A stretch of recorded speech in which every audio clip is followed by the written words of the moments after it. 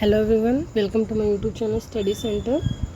और हमने DT+B TGT social science के एक पीवाई सीरीज़ को स्टार्ट किया है, जिसमें जो DT+B के द्वारा PYQs पूछे गए हैं TGT सोशल साइंस के लिए है ये सीरीज़। तो अगर आप TGT सोशल साइंस के लिए प्रिपेयर कर रहे हैं, उसमें जो पेपर 2 है उनके पेपर्स को ही मैं सिर्फ डिस्कस कर रही हूँ। तो आप इस वीडियो को ज़रूर देख सकते हैं अगर आप इस चीज़ के लिए प्रिपेयर कर रहे हैं। तो ये जो हमारा पेपर है ये 9 सितंबर 2021 को कंडक्ट हुआ था और ये शिफ्ट सेकेंड का पेपर है। तो आई होप आपने मेरी लास्ट वीडियोस को ज़रूर देखा होगा। अगर नहीं देखा है, फर्स्ट टाइम विज़िट कर रहे हैं, तो सबसे पहले आप चैनल को सब्सक्राइब करिए ताकि जब भी मैं वीडियोस को अपलोड करूँ तो आपके पास ज़रूर आ जाए। और मैं हर वीडियो के डिस्क्रिप्शन में अपने जो मेरी प्लेलिस्ट बना रखी है मैंने DT+B TGT सोशल साइंस के नाम से, उसका मैं लिंक शेयर करती जा रही हूँ, तो आप उनको ज़रूर देखें। इससे आपको DT+B के जो क्वेश्चंस पूछे जा रहे हैं इनका लेवल और एक पैटर्न पता चलेगा कि किस लेवल के क्वेश्चंस पूछे जा रहे हैं और क्या पैटर्न DT+B फॉलो कर रहा है। क्या इसमें जो PYQs हैं इनका कोई रोल है, वो रिपीट हो रहे हैं या नहीं रिपीट हो रहे हैं। तो इससे आपको पता चल जाएगा कि आपको PYQs देखना है कि नहीं देखना है।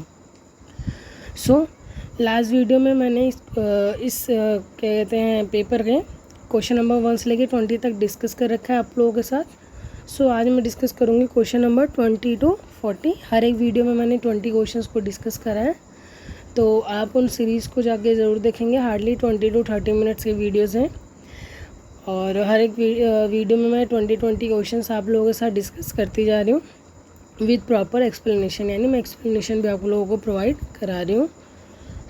आज का हम सीरीज़ को स्टार्ट करते हैं। आई होप अपने नोट्स आप बना रहे होंगे और उनसे रिवीजन ज़रूर कर रहे होंगे। ये हमारा आज का क्वेश्चन नंबर फर्स्ट है, date is 21। According to home communist society will be in the last stage of man's history, यानी कि इसके द्वारा ये बताया गया था कि जो कम्युनिस्ट सोसाइटी है वो अपने लास्ट स्टेज में है।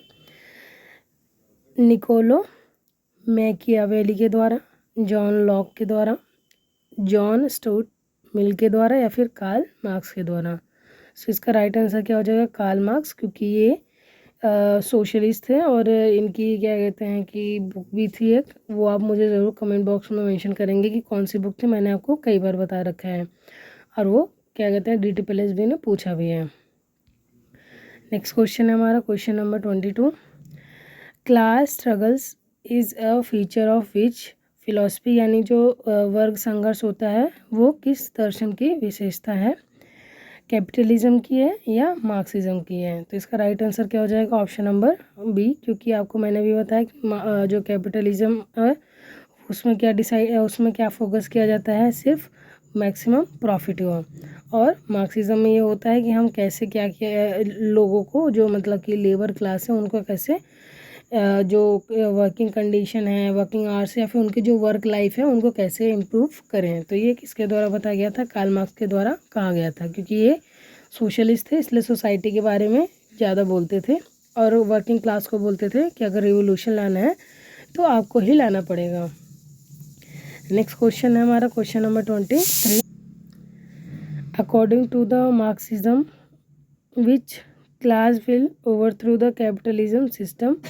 अभी आपने यहाँ पे देखा कि मार्क्सिज्म अगर क्वेश्चन मार्क्स से पूछ रहा है, कार्ल मार्क्स DT+B, तो लगातार 2-3 क्वेश्चन इसने कार्ल मार्क्स से ही पूछ लिया और कई वाले पेपर में तो इसने एक भी क्वेश्चन मार्क्सिज्म से नहीं पूछे हैं। तो जो भी आपका क्या कहते हैं कि इसने सिलेबस दिया है उसे आप अच्छे से डिटेल में करके जाएंगे, क्योंकि कोई भी कॉन्सेप्ट या कोई भी जो आपके क्या कहते हैं चैप्टर दिए हुए हैं इसने सिलेबस में, उनसे वो कॉन्टिन्यूसली पूछ लेता है और आपको डिटेल में पढ़ के जाना है। मार्क्सवाद के अनुसार कौन सा वर्ग पूंजीवाद व्यवस्था को उखाड़ फेंकेगा? White collar class, proletariat class, elite class और रॉयल क्लास। तो इसका राइट आंसर क्या हो जाएगा? यानी कि जो प्रोलेटरिएट क्लास है यानी सर्वहारा वर्ग, वो क्या करेगा, जो हमारा कैपिटलिज्म सिस्टम है उनको क्या करेगा, एक दिन उखाड़ फेंकेगा। नेक्स्ट क्वेश्चन हमारा question number 24। Nazism emerge in which of the country, यानी नाजिज्म जो नाजीवाद था वो किस देश में उभरा था? बेल्जियम, स्लोवाकिया, जर्मनी या फिर फिनलैंड। तो आप सबको इसका राइट आंसर पता होगा, दैट इज़ जो नाजिज़म का उदय होता है वो कौन सी कंट्री में होता है, जर्मनी में होता है।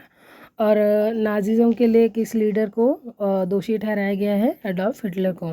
ओके, सो यहाँ पे नाजिज़म के बारे में हम देखते हैं। द नाज emerge in Germany, it develop after world war one. जो वर्ल्ड वॉर वन हुआ था उसके बाद जर्मनी के साथ बहुत ज़्यादा ह्यूमिलेटिंग ट्रीटी हुई थी, जिसे हम ट्रीटी ऑफ वर्सेल के नाम से जानते हैं, जो 1919 में क्या हुई थी, साइन हुई थी, particular during 1920s and 30s, and become the official ideology of National Socialist German Workers' Party led by Adolf Hitler. The ideology promoted, तो जो मतलब कि क्या कहते हैं, ट्रीटी ऑफ वर्साइल को जिन लोगों ने साइन किया था उनको हम नवंबर क्रिमिनल्स भी बोलते हैं।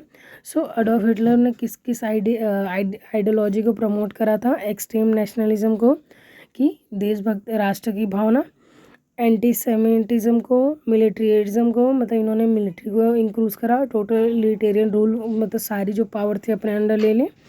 The idea of Aryan racial supremacy, यानी जो कहते थे कि हम आर्यंस लोग जो हैं वो हमारी सुप्रीमेसी हुई क्योंकि हम प्योर जर्मन्स हैं।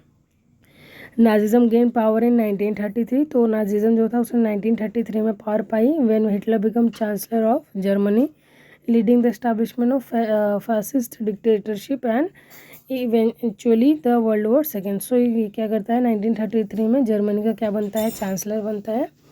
और हिटलर ने वर्ल्ड वॉर वन में एज अ सोल्जर क्या करा था, अपने आप को रिप्रेजेंट भी किया था, यानी ड्यूटी भी सर्विस करी थी। और वर्ल्ड वॉर टू का क्या बनता है, ये मेन रीज़न भी बनता है। सो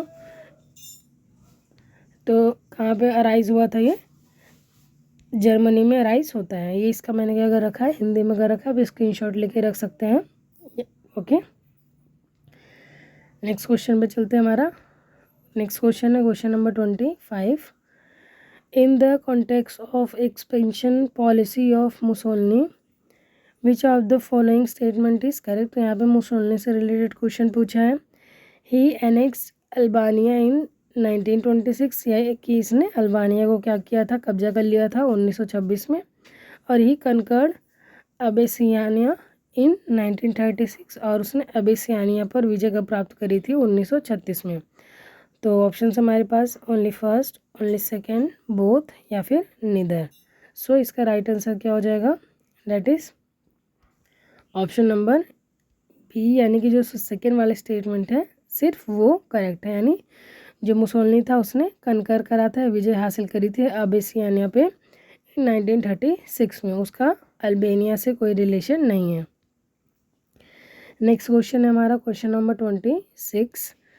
archduke Francis Ferdinand the successor of the Austria Hungary empire was assassinated by, तो जो आर्कड्यूक फ्रांसिस फर्डिनेंड थे वो मतलब कि क्या कहते हैं, किसके द्वारा एसेसिनेट किए गए थे, तो अल्बानिया ग्रुप के द्वारा, बोस्निया ग्रुप के द्वारा, बुल्गारिया ग्रुप के द्वारा, या फिर रोमानिया ग्रुप के द्वारा। सो इसका राइट आंसर क्या हो जाएगा, बोस्नियान ग्रुप के द्वारा इनको क्या किया गया था, एसेसिनेट, यानी इनकी हत्या कर दी गई थी। और यही मेन रीज़न बनता था हमारे वर्ल्ड वॉर वन का। सो देखते हैं, जून 28, 1940 assassination of archduke French Ferdinand, और इसको मतलब कि जून 28 डेट थी। कई बार इससे ड्यूटी प्लस भी नहीं, डेट भी पूछी, इसलिए मैं बोल रही हूँ कि जो भी आप पेपर देख रहे हैं, जो भी क्वेश्चंस देख रहे हैं, उनकी डिटेल में आपके पास क्या कहते हैं, हर एक फैक्ट्स होने चाहिए। सो जो हमारे आर्कड्यूक थे उनको गैविलियो प्रिंसिप ने मारा था, ये भी पूछ लेता है आपसे। जो बोस्निया सब नेशनलिस्ट का पार्ट था, kill the heir of Austro Hungarian throne in Sarajevo, तो ये ऑस्ट्रो हंगेरियन का क्या था, हेयर था, इसको इन्होंने मारा था 28 जून को। 5 July 1914 Austro Hungary seeks German support, Germany offer unconditional background blank cheque, तो मतलब कि जो ऑस्ट्रियो हंगरी था उसने जर्मनी से हेल्प मांगी और उसने एक ब्लैंक चेक की तरह बोल दिया कि हम तुम्हारा, मतलब उसने सपोर्ट कर दिया आंख बंद करके। फिर 23 जुलाई 1914 को Austro Hungary sends ultimatum to Serbia accept most terms but not all, तो उसने बहुत सारे टर्म्स एंड कंडीशंस भेजी। जुलाई 28 को Austro Hungary declare war on Serbia, the first farmer declare of war. तो अगर हम देखे जाएँ तो जुलाई 28 से मतलब 1 महीने बाद जब उसके उत्तराधिकारी को मारा गया तो उसके 1 महीने बाद ही क्या होता है, वर्ल्ड वॉर 1 स्टार्ट होता है।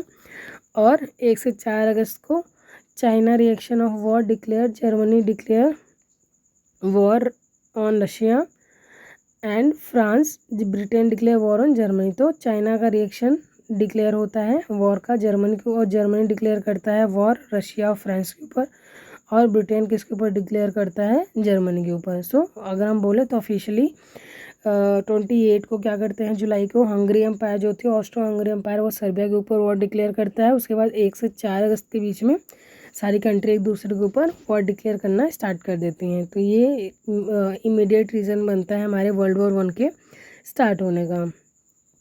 सो मैं आपको बता देती हूँ इसमें क्या कहते हैं, एक्सिस पावर और अलाइड पावर्स थी। तो एक्सिस पावर में कौन था हमारा, Germany, Austro Hungary empire, Ottoman empire, Serbia, Bulgaria और इटली, ये थे इस फर्स्ट में। और दूसरे वाले में थे रशिया, फ्रांस एंड ब्रिटेन। बाद में अलाइड को यूएस भी ज्वाइन करता है।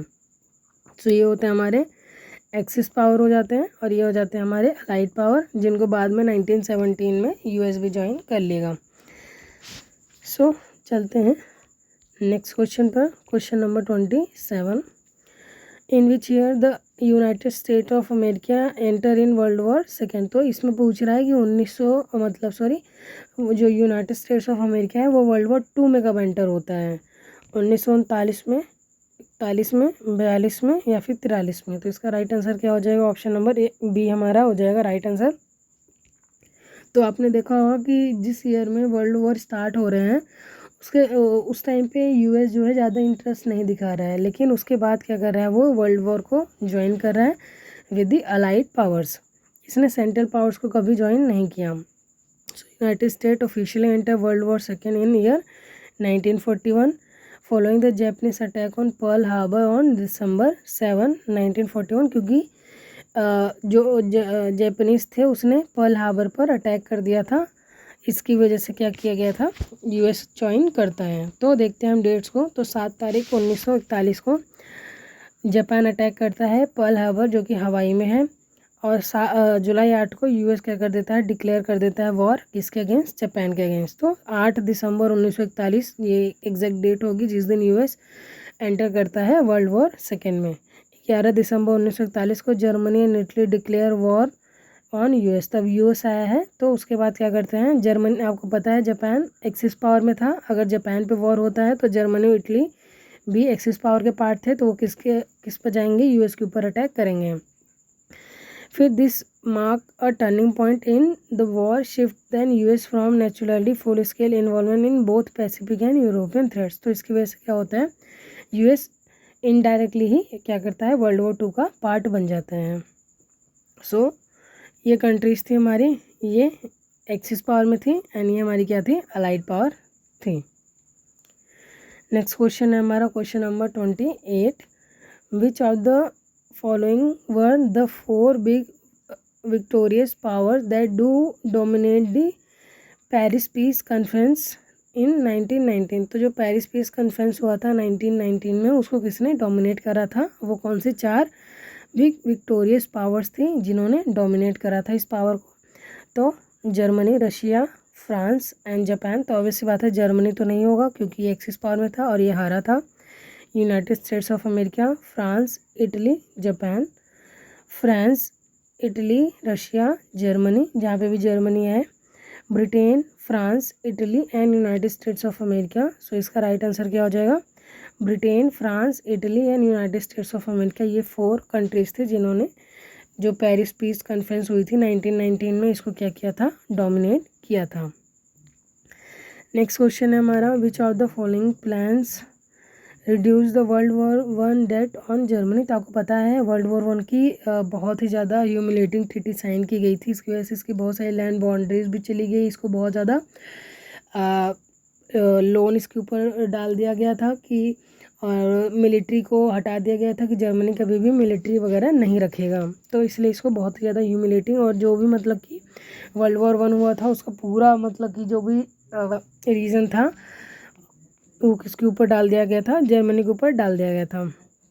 सो कौन सा प्लान ऐसा लाया गया था जो जर्मनी के डेट को कम करता है, तो ये कौन सा था, ड्यूस प्लान और यंग प्लान, जो किसके द्वारा लाया गया था, यूएस के द्वारा लाया गया था। सो नेक्स्ट क्वेश्चन है हमारा question number 30। In the context of Rome Berlin Tokyo axis which of the following statement is not correct, कौन सा सही नहीं है। Rome Berlin Tokyo axis believed in fascism ideology, ये फैसिज्म आइडियोलॉजी पर believe करते थे, या they were against the ideology of war and believed in establishment of world peace। तो क्या आपको लगता है कि ऐसा इन्होंने करा होगा कि ये वॉर के अगेंस्ट थी और वर्ल्ड पीस में बिलीव करती थी, तो इसका राइट आंसर क्या हो जाएगा, ऑप्शन नंबर सेकेंड, कि ऐसा कुछ भी नहीं है कि ये वर्ल्ड पीस पर बिलीव करती थी, क्योंकि इन्हीं की वजह से क्या हुए हैं, दो वर्ल्ड वॉर हुए हैं। नेक्स्ट क्वेश्चन हमारा question number 31। Konrad discontinuity exist between which zone of the earth, यानी जो कोनार्ड विच्छेदन है वो पृथ्वी के किन क्षेत्रों के बीच मौजूद है। Upper lower crust upper mantle, lower mental outer core, या फिर आउटर कोर और इनर कोर। तो Konrad discontinuity upper and lower crust के बीच आती है। तो अगर हम फिगर से देखें तो सबसे पहले आता है हमारा कोनार्ड डिसकंटिन्यूटी, जो कहाँ पर आता है, अपर क्रस्ट और लोअर क्रस्ट के बीच में। फिर आता है हमारा मोहरविक, जो आता है हमारे लोअर क्रस्ट और अपर मेंटल के बीच में। देन आता है हमारा रेपिटी, जो आता है किसमें, लोअर मेंटल और अपर मेंटल के बीच में। फिर आता है हमारा गुटनबर्ग, जो आता है lower mental and outer core के बीच में। और लास्ट में आता है हमारी लेहमैन डिसकंटिन्यूटी, जो क्या कहते हैं कि अलग करती है हमारे आउटर कोर और इनर कोर को। सो आई होप ये क्लियर हो गया होगा। नेक्स्ट क्वेश्चन है हमारा question number 32। Nile delta is an example of which type of delta. तो आपको पता है रिवर्स क्या करती हैं, जिनमें बहुत ही ज़्यादा सेडिमेंट्स होते हैं, तो अपने ओल्ड एज टाइम पर जब वो ड्रेन होने वाली होती हैं किसी सी या ओशन में, तो वो क्या करती हैं, डेल्टास को फॉर्म करती हैं। तो डेल्टास भी कई टाइप्स के होते हैं। तो पूछ रहा है नील जो रिवर है वो कौन से टाइप का डेल्टा फॉर्म करती है। अब abandoned delta, arcuate delta, estuarine delta, या फिर बर्ड फूड डेल्टा। तो इसका राइट आंसर क्या हो जाएगा, आर्क्यूएट डेल्टा फॉर्म करता है। तो एक फिगर से हम देख लेते हैं, दैट इज सबसे पहले तो जो नील है is an example of accurate delta. तो शेप कैसा होता है इसका, फैन शेप होता है, जैसे आपने फैंस देखे होंगे। अभी मैं आपको फिगर दिखाऊंगी तो उससे क्लियर हो जाएगा। With convex margin facing the sea, sediments इसमें होते हैं, इसलिए क्या होते हैं, सैंड सिल्स एंड ग्रेवल्स होते हैं, जिसकी वजह से क्या होता है, ओल्डेस्ट टाइम पे इनके पास रिवर्स के पास इतनी कैपेसिटी नहीं होती कि ये पूरे सेडिमेंट्स के साथ जाके सी या ओशन में ड्रेन हो सकें। तो और भी मतलब कि रिवर्स हैं जो ये आर्क्यूएट डेल्टा फॉर्म करती हैं। नील रिवर जो कि कहाँ, इजिप्ट की रिवर है। गंगा ब्रह्मपुत्रा इंडिया बांग्लादेश की है, तो आपसे ये भी पूछ सकता है, तो आप इसको भी याद रखेंगे। वोल्गा रशिया की रिवर है। इरावेडी म्यांमार की, रोने फ्रांस की रिवर है। ये सारी रिवर्स भी आर्क्यूएट डेल्टा फॉर्म करती हैं। सो ये हमारा फिगर है। तो आर्क्यूएट डेल्टा जैसा मैंने भी आपको बताया, फैन के लाइक का स्ट्रक्चर होता है, जैसे हमारे हैंड फैंस होते हैं जिनसे हम हवा करते हैं हाथ में। और ये हमारा होता है बर्ड फूड डेल्टा। इसमें क्या होता है, जैसे हमारे बर्ड्स होती हैं उसके पैर होते हैं, उसके टाइप का डेल्टा बनाता है यहाँ पर। ओके, तो आई होप क्या है आपको क्लियर हो गया होगा। चलते हैं नेक्स्ट क्वेश्चन पर। नेक्स्ट क्वेश्चन है हमारा question number 33। Which volcano is called as the lighthouse of the Mediterranean sea, यानी मेडिटेरेनियन सी यानी भूमध्य सागर का लाइट हाउस किसे कहा जाता है, स्ट्रोम्बोली को, पिनाट्यूबे को, इटना को, या फिर विसुवियस को यानी दृश्यमान को। तो इसका राइट आंसर क्या हो जाएगा, स्ट्रोम्बोली जो हमारा ज्वालामुखी है यानी वोल्केनो है, उसको हम क्या बोलते हैं, मेडिटेरेनियन सी का लाइट हाउस बोलते हैं। नेक्स्ट क्वेश्चन है हमारा question number 34। Planetesimal hypothesis about the origin of earth was given by. तो जो थ्योरी है हमारी ग्रहीय परिकल्पना की, वो किसके द्वारा दी गई है, फॉरेस्ट पे मोल्टन के द्वारा, टीसी चैम्बरलिन के द्वारा, या इमाउल खान के द्वारा। तो इसका राइट आंसर क्या हो जाएगा, ऑप्शन नंबर ए यानी फर्स्ट एंड सेकंड। तो जो प्लेनेटेस्टिमल हाइपोथेसिस है वो किस किस ने दिया था, मोल्टन और चैम्बरलिन, ये हमारा नाम क्या है, मेंशन है। सो अगर मैं आपसे अर्ली थ्योरीज के बारे में बात करूं तो गैसियस हाइपोथेसिस ये इमालुकान के द्वारा दी गई थी। इन्होंने क्या कहा था, earth form from cold solid particles that collide and heated up due to gravity. तो सबसे पहली थ्योरी इमालुकान ने दी। फिर नेपुलर हाइपोथेसिस पेरेल लाप्लास ने दी थी। प्लेनेटेसिमल हाइपोथेसिस चैम्बरलिन और मोल्टन ने दी थी। Tidal hypothesis Jeans and Jeffreys ने दिया था। बाइनरी स्टार हाइपोथेसिस रुसेल ने दिया। सुपरनोवा हाइपोथेसिस फ्रेड हॉयल ने दिया था। इंटरस्टेलर हाइपोथेसिस ओटो स्मिथ ने दिया था। सो ये आप याद रखेंगे। एंड ये हमारी मॉडर्न थ्योरी है जिसको हम बिग बैंग थ्योरी बोलते हैं। इसको किसने दिया था, जॉर्ज लामेट्रे एडविन हबल ने दिया था। इसका मतलब क्या है कि अराउंड 13.8 बिलियन ईयर्स अगो एक एक्सप्लोजन होता है जिसकी वजह से क्या होते हैं, सारे जो भी सन मून ये सारी चीज़ें क्या होती हैं, फॉर्म होना स्टार्ट होते हैं। ओके, सो ये मॉडर्न थ्योरी है जो क्या है, बिग बैंग थ्योरी है। बाकी मैंने आपको ओल्ड थ्योरीज के बारे में बता दिए हैं। इनके नाम आप ज़रूर याद रखेंगे क्योंकि थ्योरीज पूछ लेते हैं। नेक्स्ट क्वेश्चन है हमारा question number 35। Which of the following statement is correct regarding sedimentary rocks. तो सेडिमेंट्री रॉक्स के रिगार्डिंग क्वेश्चन पूछ रहे हैं। These are formed from the plants and animals remains. तो ये जो प्लांट्स और एनिमल्स के रिमेन्स रह गए थे उनसे बना था। These rock contain several layer of strata, यानी बहुत लेयर होता है इसका स्टार्टा का। Limestone is an example of sedimentary rocks. तो लाइमस्टोन क्या है, सेडिमेंट्री रॉक का एग्जाम्पल है। तो इसका राइट आंसर क्या हो जाएगा कि फर्स्ट सेकंड थर्ड तीनों स्टेटमेंट जो गिवन है हमारे क्या हैं, सही हैं। सो अगर मैं आपको रॉक साइकिल बनाऊं तो आपको पता होगा कि जो हमारे वोल्केनो होते हैं उनसे जो लावा निकलता है, तो अगर वो लावा कूल डाउन होता है तो क्या बनता है, सबसे पहले इग्नेस रॉक बनता है। और वही इग्नेस रॉक्स अगर वेदरिंग इरोजन्स होते हैं उनके ऊपर तो क्या बनते हैं, सेडिमेंट्स बनते हैं। और अगर उन पे मेल्टिंग होगा या फिर further weathering heat and pressure weather erosion ये सारी चीज़ें दी जाएंगी तो क्या बन जाएंगे, हमारे मेटामॉर्फिक रॉक्स बन जाएंगे। ओके, सो ये होता है हमारा रॉक साइकिल। ये कुछ एग्जांपल्स हैं हमारे टाइप्स ऑफ रॉक के। इग्नेस रॉक्स कैसे फॉर्म होता है, मैग्मा और लावा सॉलिडिफिकेशन की वजह से। इंट्रूसिव और एक्सट्रूसिव, आपको पता है कि वोल्केनो जब एरप्ट्स होते हैं तो कुछ लावा बाहर आ जाता है और कुछ क्या रहता है, अंदर ही रहता है। तो जो बाहर आ जाता है उसे हम लावा बोलते हैं और जो अंदर ही रह जाता है उसे हम मैग्मा बोलते हैं। तो इसलिए इंट्रूसिव रॉक्स बनती हैं जिन्हें हम ग्रेनाइट बोलते हैं। और एक्सट्रूसिव, जो लावा क्या हो जाता है, बाहर आ जाता है, वो क्या होता है, जल्दी कूल डाउन होता है। ऑब्वियस सी बात है, अंदर के कंपैरिजन में उसे बाहर कूल डाउन होने में कम टाइम लगता है। सो उसका एग्जांपल क्या है, obsidian. And sedimentary rocks form होते हैं सेडिमेंट कॉम्पैक्शन से। क्लम्बली होते हैं और लेयर्ड होते हैं। तो classical compacted broken rocks sandstone limestone ये सारे कोल ये क्या हमारे सेडिमेंट्स रॉक के एग्जांपल हैं। नेक्स्ट है हमारा मेटामॉर्फिक रॉक्स, जो किससे बनता है हमारा, forms by transformation of other rocks relative hard में और मे नॉट हैव लेयर्स। इसमें ज़रूरी नहीं कि लेयर्स होगी। स्लेट हो गया एंड मार्बल्स ये क्या है, हमारे मेटामॉर्फिक रॉक्स के एग्जांपल्स हैं। नेक्स्ट क्वेश्चन है हमारा question number 36। Flat topped volcanic hills submerged under the ocean water are called.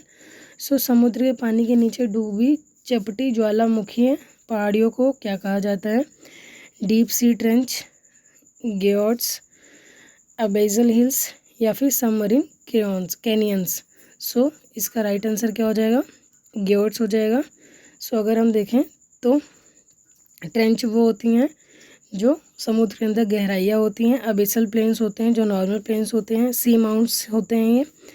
And ग्योर्ट्स अगर मैं आपको बताऊं तो आप देख सकते हैं कि समुद्र के अंदर क्या है, बिल्कुल ये गायब हो चुकी है। इसका जो टॉप लेयर है वो क्या कहते हैं कि किसी तरीके से इरोड हो चुका है जिसकी वजह से ये नज़र नहीं आ रहा है।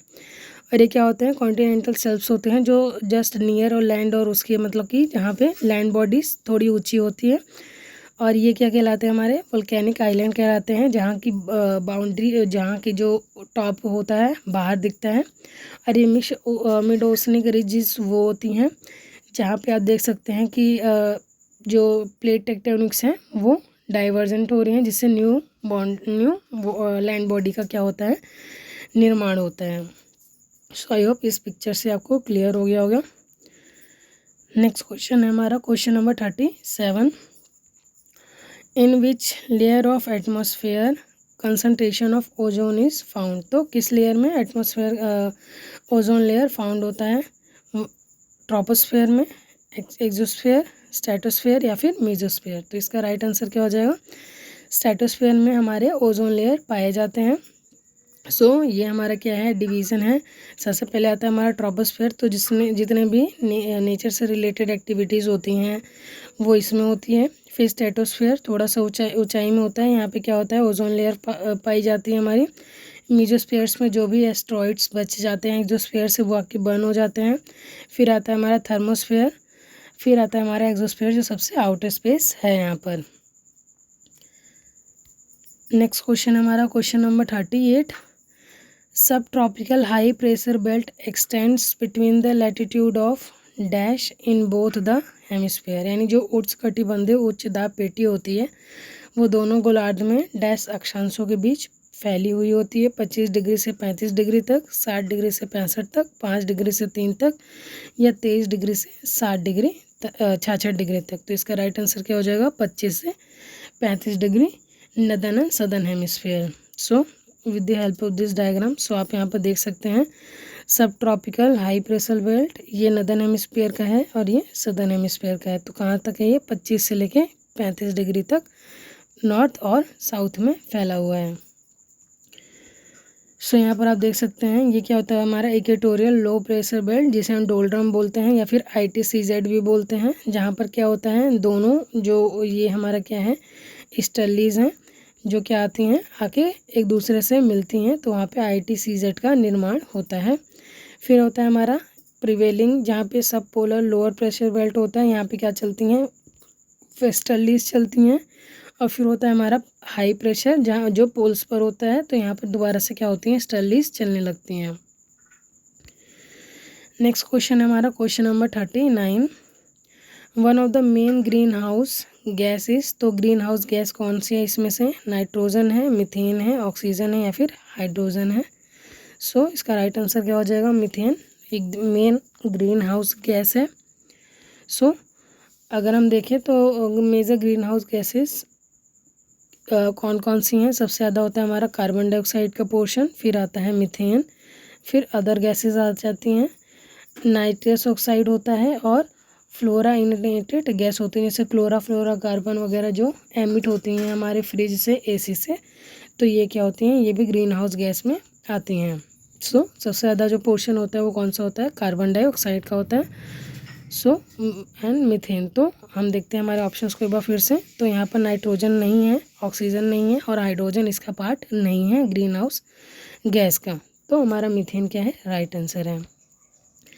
तो ग्रीन हाउस इफेक्ट आपको पता होगा कि सन से जो रेज आती हैं, सो कुछ तो क्या हो जाती हैं, वापस चली जाती हैं, रिफ्लेक्ट बैक हो जाती हैं, बट कुछ क्या हो जाती हैं, अर्थ में ट्रैप हो जाती हैं। तो ग्रीन हाउस गैसेज जो होती हैं ये क्या कर लेती हैं, हीट को ऑब्जर्व कर लेती हैं, redirect heat radiation by earth insulating is from heat loss to space. तो क्या कर लेती हैं, इसको ऑब्जर्व कर लेते हैं, जिसकी वजह से जो अर्थ का टेम्परेचर है वो इंक्रीज़ होने लग जाता है। और कुछ जो सनलाइट्स होती हैं that heats earth reflect back into space while the rest become heat. तो कुछ होती हैं जो रिफ्लेक्ट बैक हो जाती हैं, कुछ क्या होती हैं, ऑब्जर्व कर ली जाती हैं ग्रीन हाउस गैसेस के द्वारा।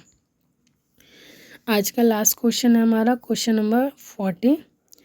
विच are the following factor control the distribution of temperature. तो टेम्परेचर के डिस्ट्रीब्यूशन को कौन कौन से फैक्टर्स कंट्रोल कर सकते हैं, altitude, nature of land and water, ocean current. यानी निम्नलिखित में से कौन सा कारक तापमान के वितरण को नियंत्रित करता है, ऊंचाई, भूमि और जल की प्रकृति, महासागरीय धाराएं। तो इसका राइट आंसर क्या हो जाएगा, तीनों ही जो स्टेटमेंट्स हैं ये तीनों ही क्या हैं, टेम्परेचर को कंट्रोल करने के लिए क्या हैं, फैक्टर्स हैं। तो यहाँ पे हमने आज 40 क्वेश्चंस को डिस्कस कर लिया है। आई होप आपको क्या कहते हैं क्वेश्चंस बहुत सारे ऐसे होंगे जो इजी लगे होंगे और बहुत सारे ऐसे भी होंगे जिनको आपने पहली बार देखा है और उन्हें आप नोट डाउन करके रिवीजन करेंगे। और जो भी क्वेश्चंस इसमें पूछे गए हैं उससे रिलेटेड जितने भी फैक्ट्स हैं वो सारे फैक्ट्स उसी टॉपिक के नीचे आप लिखते जाएंगे साथ के साथ, क्योंकि पेपर मतलब आई मीन टू से कि क्वेश्चंस तो रिपीट होते हैं लेकिन ज़रूरी नहीं कि वही क्वेश्चन रिपीट होंगे। जो उनके फैक्ट्स हैं उनसे रिलेटेड होते हैं। आपको 100 में से 2 या 3 क्वेश्चन हो सकता है कि सेम टू सेम आ जाएं, बट बाकी जो 97 98 क्वेश्चंस हैं वो उन्हीं से रिलेटेड, जो फैक्ट्स होते हैं उनसे रिलेटेड पूछा जाता है। कि मान लो किसी का नाम दे दिया है तो उसकी बुक पूछ लेगी, बुक दे दिया है तो नाम पूछ लेगी, डेट पूछ लेती है, इवेंट्स पूछ लेती है, प्लेसेस पूछ लेते हैं। तो ये सारे क्या हो जाते हैं क्वेश्चन बनने के हमारे फैक्टर्स, जो DT+ भी क्या करता है यूज़ करता है। सो आप चैनल को सब्सक्राइब करना ना भूलें ताकि, और बेल आइकन को ज़रूर क्लिक करेंगे ताकि जैसे मैं वीडियो अपलोड करती हूँ तो आपको पता चल जाए। और आप मेरी प्रीवियस वीडियोस को ज़रूर देखेंगे, इसमें मैंने बहुत सारे और भी PYQs को मेंशन आई मीन टू से आप लोगों के साथ शेयर कर रखा है विद प्रॉपर एक्सप्लेनेशन के साथ। मिलते हैं नेक्स्ट वीडियो में नेक्स्ट 20 क्वेश्चंस के साथ।